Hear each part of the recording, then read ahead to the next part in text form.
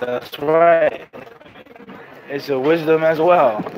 There's much to learn. I mean, you as well, Akhi. We have be out 6:30. 2:45 is advance, so that's why just 10 minutes. I'm going from 6:30 to 6:40. All right, tell them. Yellow. There's a reason why, Akhi.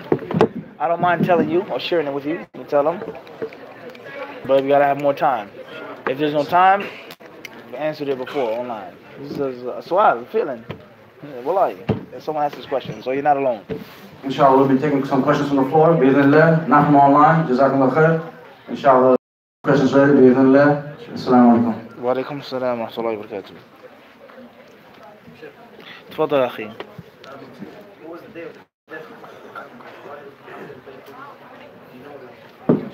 The question says, when was the date of the death of Al-Hafidh Al-Bayquni rahimahullah ta'ala?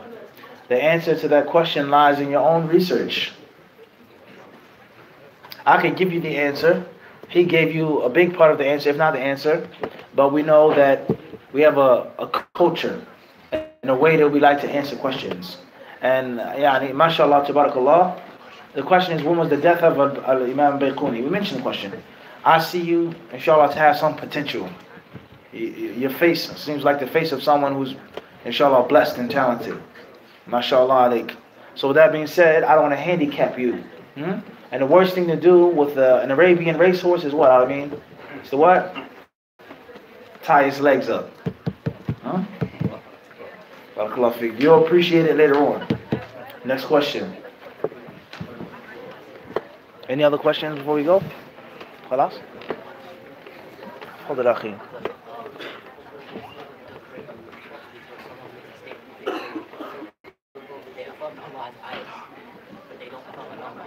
Okay. Question says, is it correct for someone to affirm that Allah has eyes, but not to affirm a number? Is that alright?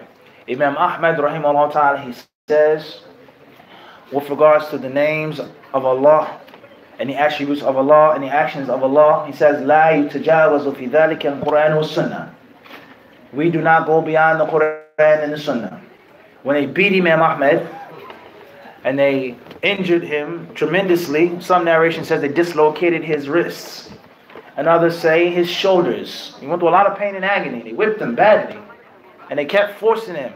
And the leader and his evil entourage or court would say that the Quran is created, say that the Quran is created, say that the Quran is created, etc. The only thing that Imam Ahmad would say in response was, bring me something from the Quran and the Sunnah, and you got it. That's it.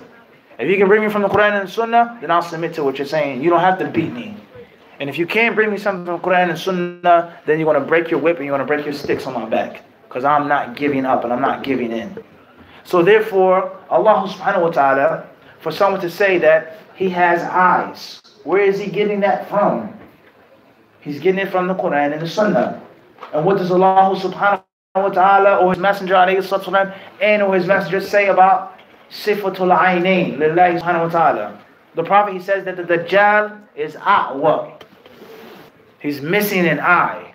And your Lord Allah Azza wa Jal, laysa bi a'wa. He isn't missing an eye. Everyone understand this? So therefore, affirming the attribute, affirming the name, affirming the specifications, number, how, when, whatever is mentioned in the Kitab and the Sunnah is what we affirm, and that which we mention. And that which is not mentioned in the Kitab and the Sunnah, we refrain from speaking about. It's just that simple. And Allah subhanahu wa ta'ala surely knows best. Fadl. Alaikum assalam wa rahmatullah. I just wanted to ask you regarding Surah Fajr in Quran. Is it permissible? And I researched today, there are 2 or 3 hadith in Surah Fajr, but other ulama, they say it's only regarding when the time of the land. And some people do argue that this is the time of the land as well. So is it permissible to Question says, doing qunut and salat al-fajr, is it permissible? Is it from the Sunnah? I've researched the issue. I've come across a few hadiths, and the scholars say that it's only for the time of a nazila, a calamity, a catastrophe, something that happens to the Muslims, isn't this a time of calamity and a time of catastrophe? Ila akhirihi. First and foremost is, I will share with you something I got from Sheikh Al-Albani rahimahullah that I didn't meet. I never met Sheikh Al-Albani. He died before I went overseas. But from one of his tapes, from the infamous Silsilat Huda wa Noor. Sheikh Al-Albani rahimahullah ta'ala was asked by a man who came to Jordan, and they were sitting. You can hear the teacups clamoring in the background in his house. And they were discussing masail, issues of ulum al-hadith. Ibn Hajar this, Hasanahu, Hasan al-Ghayd, etc. So Shaykh Ibn Rahimahullah, he gave his view, he gave his opinion, he told the man what he thought and what he felt from his research, etc. And the Shaykh, he gave a statement to this man, which was a golden principle, something that Allah has allowed to penetrate my heart from then up until now. He said to the man, لا ينبغي لطالب العلم أن يصلي مع عقله إلا لما اطمأن إليه قلبه. Bid'Allah ta'ala, hopefully that's the exact wording of Shaykh Al-Albani rahimahullah. He says a student of knowledge should never ever submit his mind except to something that his heart feels right. The student of knowledge should never submit his aql. Never be convinced with something unless you feel it here. That this is it, this makes sense, this is the correct view based off of what I have seen, what I have come across. So qunut, any issue, Masal al-Khuffayn, whatever the issue may be, you have to base it off of your research, if you're strong enough to make that research. And if you're not, absolutely, but you can research and you can read and you come across certain things, and you read what this scholar says and this one says, you still have to go with what you believe is the truth. Everyone understand this? So that's a golden principle for qunut and fajr and any other issue in the deen. And if you're wrong and mistaken, if I'm right, or you're right and I'm wrong and mistaken, we'll all stand in front of Allah.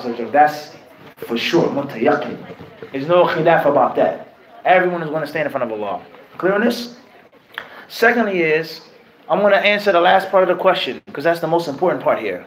Unfortunately, the state of the ummah today, as you said, a time of calamity, you cut on the news, you pick up a newspaper, or whatever. You travel to a Muslim country, all around the world, Muslims being killed, slaughtered, violated, persecuted. Allah musta'an. As if it's become regular and normal. As if it's become a normal, basic thing. As if it's no longer a nazila. And that's a sad but true reality. Another concept is, and I want to say this, is that we have to be mindful, brothers, when it comes to humanitarian crisis. When it comes to these people and those people. We have a type of hypocrisy with us. And a type of convenience with us. We make dua for these Muslims here that are going through a humanitarian crisis. We raise money for them. And wear shirts and armbands and wristbands and wave banners for them. But the same thing, if not 10 times worse, has been going on to Muslims in another country for 20 years. And no one raises a dime, a pound, no one wears a t-shirt, no one makes a banquet. This is the reality. And we don't have to mention anything specific. Around the globe, there are Muslims that are suffering. Muslims being treated in an inhumane manner. Muslims being destroyed and killed as we speak. And we only choose to raise money for them, or to make dua for them, or to make a campaign for them. So that is something that we have to avoid. Muslim's blood is sacred. His honor is sacred. The color of his skin, the length or the width of his nose, whatever it is, Muslim's blood is sacred. So we have to be mindful of this. So therefore, if you feel that it's permissible to make qunut for nazil and salat al-fajr all of the time, because of the time in which we live, and that's what you read and that's what you studied, then that's what you have to follow. And I or anyone else can tell you anything other than that. And if you feel that it's only to be done for a nazila, a specific happening, then perhaps that's the best thing and the safest thing to stick with. And Allah subhanahu wa ta'ala surely knows best. Question says, I thought it's the last question. Sorry guys, it's this one. It says, it takes me 2 days to memorize the hadith from 40 hadith of Imam Nawawi. Do you have any tips to help with memorizing faster? No, I have no tips at all. Keep memorizing. If it takes you 2 days, 2 times 40, it's 80 days. 80 days you memorize by heart. What's the loss in that? How many of us allow 90 days to go past without memorizing what? Nothing. Only thing you have to do is what? keep at it. Keep at it. You want to know specific tips of memorizing in general? The videos and the classes and the lessons that we have explained of hifd. We've explained the whole book on this. Ya Talib al-Ilm, right? Of Sheikh Sadhan. How to memorize, how to understand, right? Where's Muhammad, right? Whole entire book on this, right? On this, on how to memorize. So please go back to that playlist. Well, my advice to you is to stick at it and keep at it. Don't try anything fancy or exotic. Just keep doing hard work, good old-fashioned hard work. And then through the books, through the information, you learn the tricks of the trade of how to memorize in a more efficient manner. But until you come across that information, stick at it.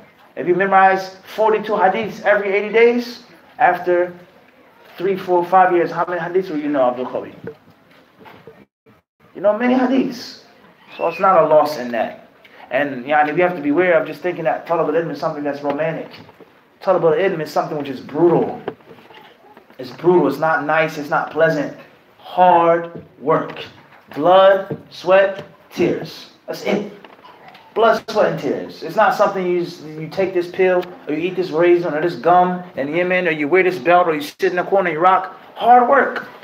And after you establish that hard work for some time, then bi'idhnillahi ta'ala, you learn a few tricks and shortcuts. But the beginning and the end of talab al-ilm is what? Hard work. And Allah knows best. صلى الله وسلم وبارك على عبده ورسوله نبينا محمد جزاكم الله خيرا